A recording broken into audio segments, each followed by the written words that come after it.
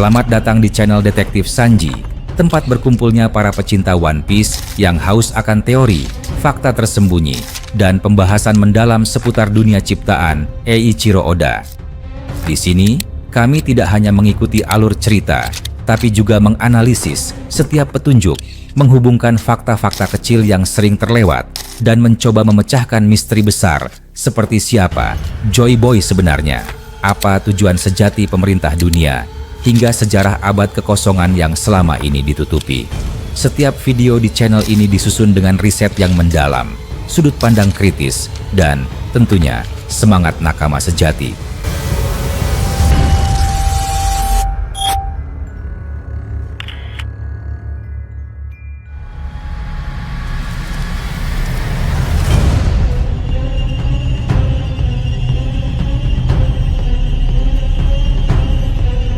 Shanks, sang rambut merah yang legendaris, adalah salah satu karakter paling misterius sekaligus paling menggetarkan dari seluruh dunia One Piece. Sejak awal kemunculannya, sosoknya membawa sebuah aura yang sulit didefinisikan. Tidak banyak kata yang perlu diucapkan untuk menjelaskan wibawanya, karena cukup dengan berdiri diam di hadapan musuh, seluruh atmosfer dapat berubah menjadi penuh tekanan. Ia adalah salah satu dari Yonko, Kaisar Laut yang paling disegani, dan meskipun hanya sedikit aksi nyata yang diperlihatkan secara langsung, seluruh dunia tahu bahwa kekuatannya berada di puncak. Misteri terbesar yang selalu menyelimuti Shanks adalah, apakah ia benar-benar hanya seorang pendekar pedang dengan haki yang luar biasa, atau ada sesuatu yang lebih tersembunyi? Yang pasti, kekuatan haki Shanks berada di tingkat yang hampir mustahil disamai. Haki raja yang dimilikinya mampu mengguncang hati lawan, menjatuhkan ribuan prajurit tanpa menyentuh mereka, bahkan menahan ambisi besar dari para penguasa dunia. Kemampuan pedangnya pun setara dengan pendekar-pendekar legendaris, sehingga tidak ada seorang pun yang meragukan kehebatannya. Namun, sejak lama, banyak penggemar bertanya-tanya, bagaimana jika Shanks sebenarnya adalah pengguna buah iblis? Pertanyaan ini muncul bukan tanpa alasan. Saat menyelamatkan Luffy dari cengkraman monster laut, Shanks terlihat masih mampu berenang. Itu berarti, pada saat itu ia bukanlah pemakan buah iblis, tetapi waktu terus berjalan. Apakah mungkin setelah kejadian tersebut ia memakan sebuah buah iblis? Atau lebih menggoda lagi, apakah Shanks sebenarnya menyimpan sebuah buah iblis yang sangat kuat, tapi memilih untuk tidak memakannya demi tetap menjadi dirinya yang sekarang? Bayangan mengenai Shanks dengan kekuatan buah iblis selalu menimbulkan rasa penasaran. Tidak ada jaminan bahwa hal itu benar-benar terjadi, tetapi bermain dengan kemungkinan selalu menarik. Jika Shanks benar-benar memiliki sebuah buah iblis, buah macam apa yang paling cocok dengannya? Di dunia One Piece terdapat begitu banyak buah dengan kekuatan yang unik. Beberapa telah dikenal luas, sementara yang lain hanya bisa diciptakan oleh imajinasi. Membayangkan sosok misterius seperti Shanks bersatu dengan kekuatan buah iblis membuka ruang kreativitas tanpa batas. Salah satu ide yang muncul adalah sebuah paramecia fiktif bernama Chishinomi, buah darah. Bayangkan seorang pengguna yang dapat mengendalikan darahnya sendiri.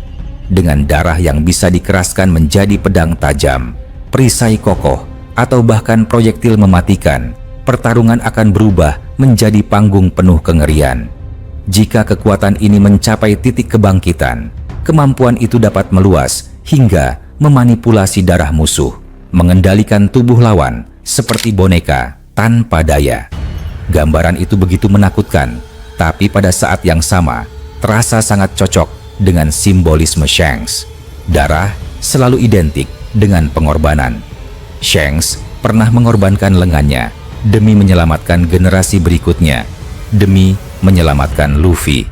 Luka itu menjadi saksi bahwa ia rela memberikan tubuhnya untuk sebuah tujuan yang lebih besar. Warna merah darah juga melekat erat dengan identitasnya. Rambut merahnya, bekas luka 3 goresan di wajahnya, hingga aura yang ia pancarkan, semuanya menunjukkan bahwa merah adalah warna takdirnya. Dalam karya Oda, warna bukan sekadar estetika, melainkan simbol yang melekat pada setiap karakter. Zoro dengan hijau, Nami dengan oranye, Chopper dengan merah muda, dan Shanks dengan merah. Maka, sebuah kekuatan yang berkaitan langsung dengan darah terasa begitu pas, seakan memang ditulis untuknya. Jika Chishinome benar-benar ada di tangannya, potensi penggunaannya tidak terbatas. Ia bisa menciptakan pedang darah yang lebih tajam dari baja, meluncurkan peluru darah secepat hujan proyektil, atau bahkan membentuk dinding darah untuk menahan serangan lawan. Pertarungan akan menjadi sebuah tarian mengerikan, di mana setiap tetes darah dapat berubah menjadi senjata. Dalam level yang lebih tinggi, medan pertempuran bisa berubah menjadi lautan darah, menenggelamkan musuh dalam simbol pengorbanan dan kekuatan. Bayangan Shanks berdiri di tengah pusaran darah merah, dengan rambut berkibar diterpa angin laut, akan menjadi salah satu adegan paling ikonik yang pernah ada. Namun, tidak berhenti sampai di situ. Ada buah iblis lain yang sering diperdebatkan cocok untuk Shanks. Meranomi, buah api. Buah legendaris yang pernah dimiliki Ace dan kini diwariskan pada Sabo. Bayangkan, Shanks dengan rambut merah menyala, pedang yang dilapisi api, dan aura membara yang membungkus seluruh tubuhnya. Estetika ini bukan hanya memukau, tetapi juga menyatu dengan kepribadiannya. Api adalah simbol gairah, warisan, dan kekuatan yang menghanguskan segalanya. Di film One Piece Red, ada momen singkat ketika pedang Shanks terlihat berbalut api.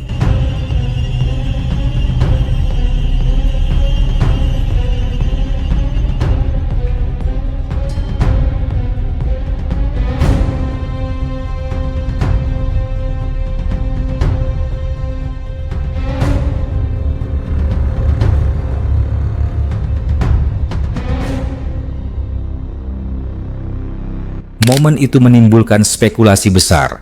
Apakah Oda sengaja memberikan isyarat? Apakah api memang cocok dengan Shanks? Kombinasi ini jelas terasa alami. Api berpadu dengan gaya bertarung Shanks yang eksplosif, penuh tekanan, dan memancarkan wibawa. Kehadiran Shanks di medan perang dengan pedang berapi akan membangkitkan rasa hormat sekaligus ketakutan. Lebih dari sekadar estetika, Meranomi memiliki makna simbolis yang dalam. Buah ini selalu terikat dengan Luffy melalui Ace dan Sabo.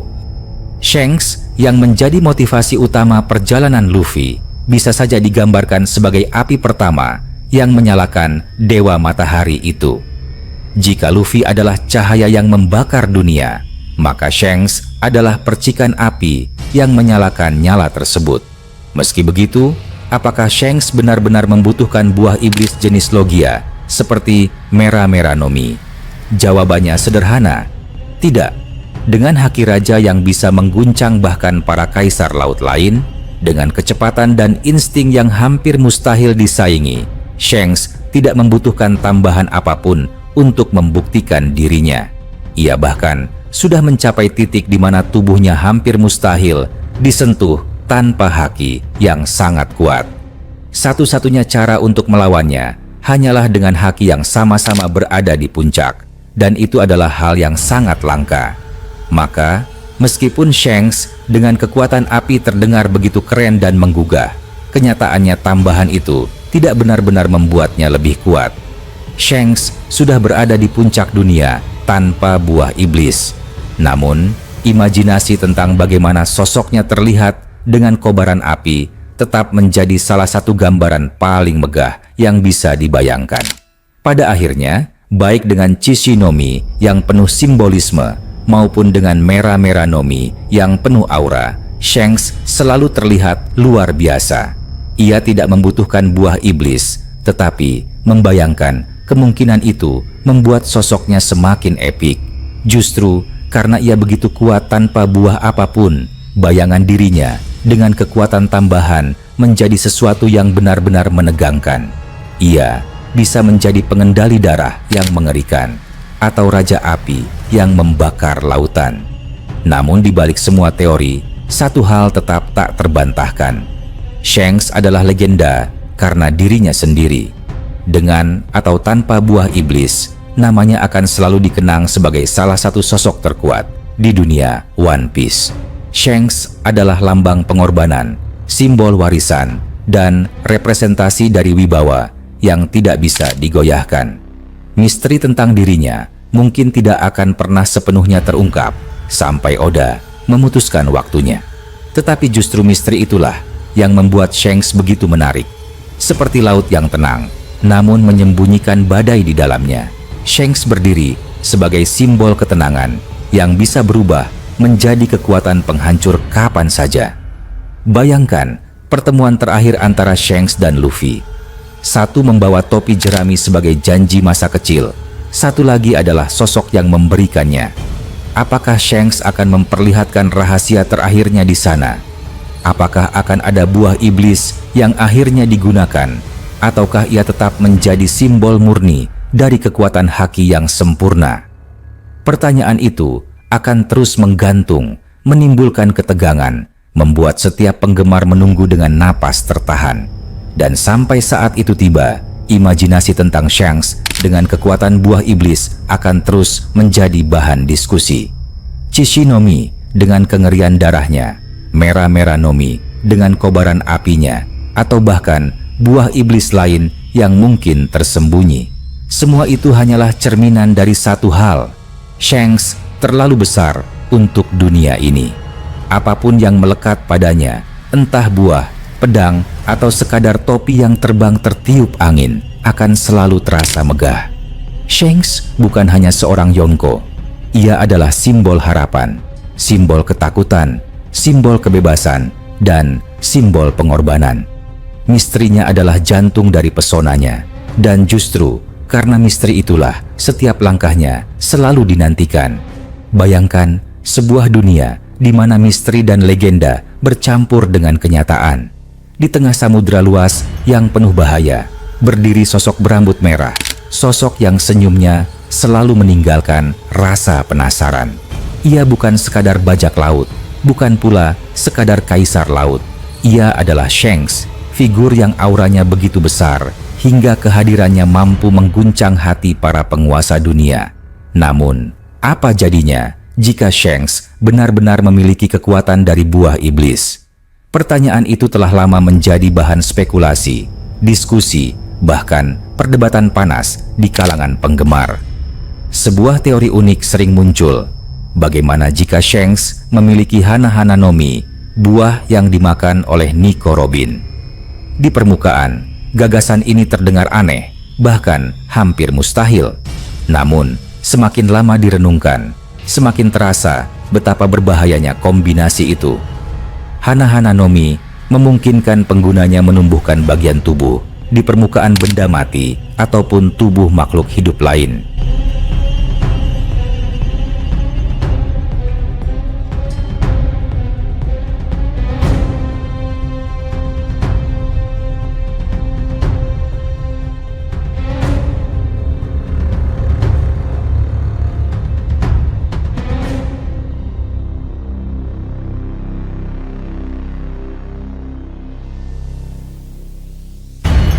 Jika kekuatan ini jatuh ke tangan Shanks, segala batasan pertarungan akan terguncang.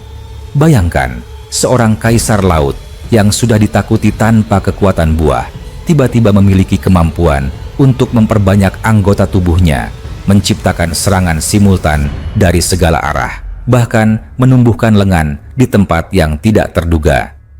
Hal yang membuat teori ini semakin menarik adalah kenyataan bahwa Shanks adalah seorang kidal. Sejak bab pertama One Piece, hal itu sudah ditunjukkan dengan jelas. Semua gerakan, semua kebiasaannya dilakukan dengan tangan kiri. Namun tangan kiri itulah yang ia korbankan demi menyelamatkan seorang bocah kecil bernama Luffy. Keputusan itu bukan sekadar pengorbanan, melainkan simbol dari taruhan pada generasi baru. Yang lebih mencengangkan lagi, semua kekuatan dan reputasi yang Shanks miliki hari ini dibangun tanpa tangan dominannya. Bayangkan, seorang penguasa laut yang bertarung hanya dengan satu tangan, namun tetap mampu menakuti angkatan laut, Yonko lain, bahkan pemerintah dunia. Jika kekuatan Hana-Hana Nomi memberinya kesempatan untuk menumbuhkan kembali lengan kiri, maka dunia akan menyaksikan sesuatu yang benar-benar mengerikan.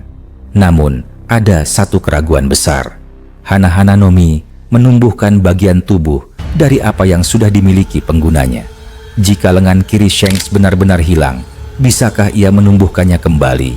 Atau hanya mampu menumbuhkan duplikat dari lengan kanan?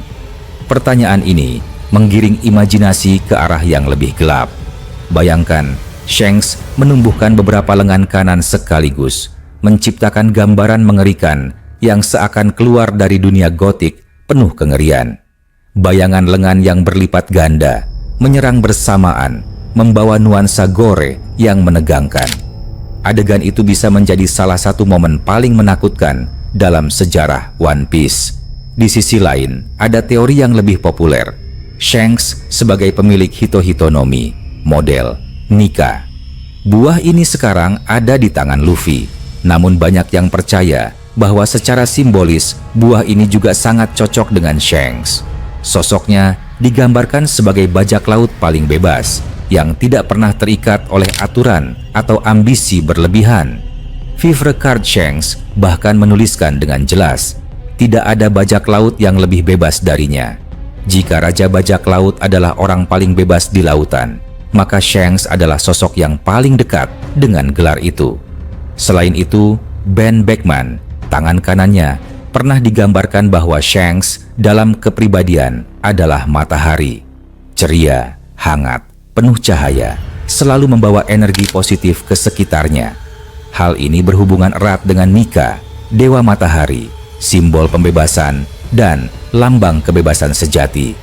Secara estetika, bentuk Nika juga selaras dengan citra Shanks yang riang dan penuh tawa. Namun, ada sisi lain yang membuat buah ini terasa tidak cocok untuknya.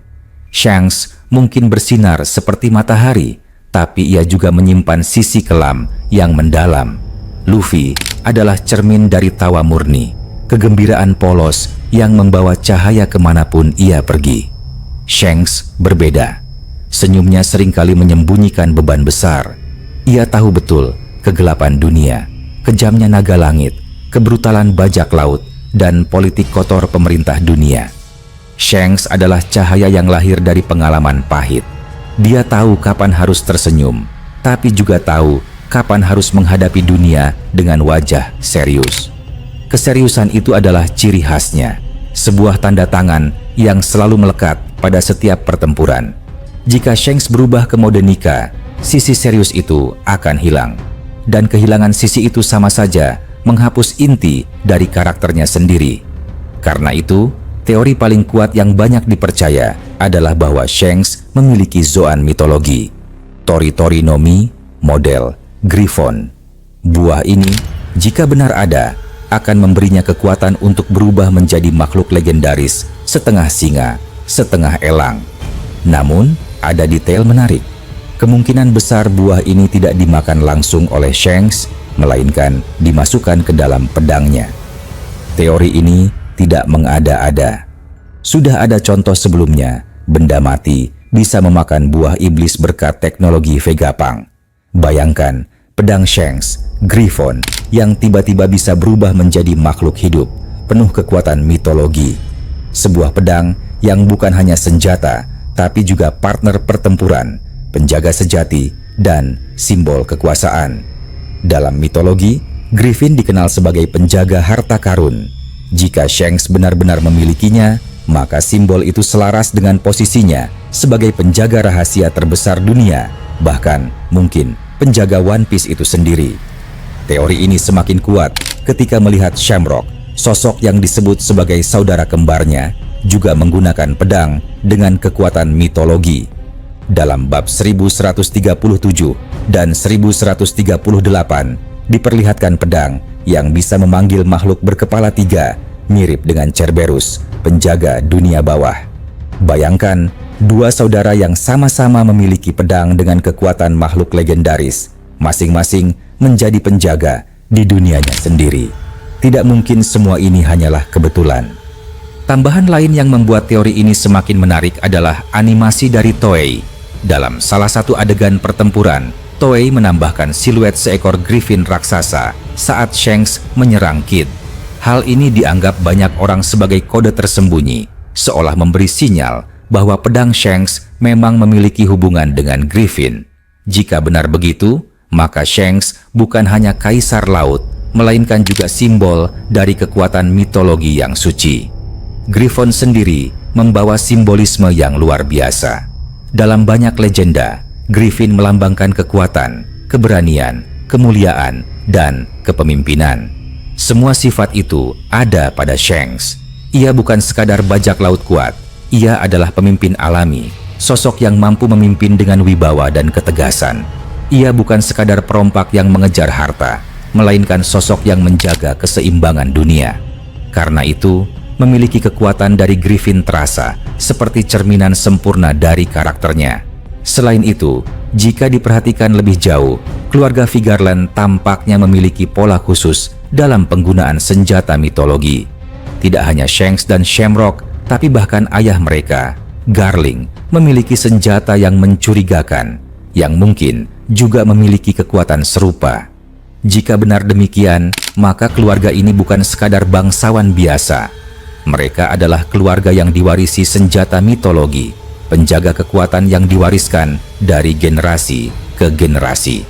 Di titik ini, sosok Shanks semakin jelas terlihat bukan hanya sebagai seorang bajak laut, melainkan sebagai simbol yang jauh lebih besar. Ia adalah matahari, tapi juga bulan. Ia adalah cahaya, tapi juga bayangan. Ia adalah kebebasan, tapi juga tanggung jawab. Ia bisa tertawa bebas di pesta, namun bisa berubah menjadi figur paling menakutkan ketika dunia berada di ambang kehancuran. Ia adalah misteri hidup, dan mungkin itulah yang membuatnya begitu memikat. Semua teori ini, baik Hana-Hana no Mi, Nika, atau Griffon, hanyalah bagian dari permainan imajinasi. Namun di balik semua itu, satu hal yang pasti, Shanks adalah karakter yang tidak butuh buah iblis untuk menjadi legenda. Kekuatannya, wibawanya, dan misterinya sudah cukup untuk membuat seluruh dunia segan. Justru, ketidakpastian tentang buah iblis inilah yang membuat Shanks semakin menakjubkan. Karena di ujungnya, pertanyaan terbesar tetap sama. Seberapa besar kekuatan sejati yang disembunyikan oleh si rambut merah?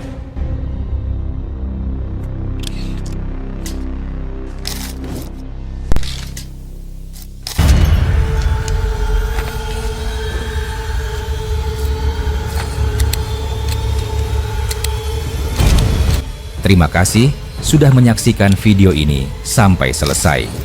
Kalau kalian menikmati konten ini, jangan lupa klik tombol like, tinggalkan komentar di bawah, karena semua teori dari kalian juga sangat berarti dan bisa jadi bahan diskusi di video berikutnya. Dan tentu saja, klik subscribe serta aktifkan lonceng notifikasi supaya kalian tidak ketinggalan update terbaru dari kami. Sampai jumpa di video selanjutnya.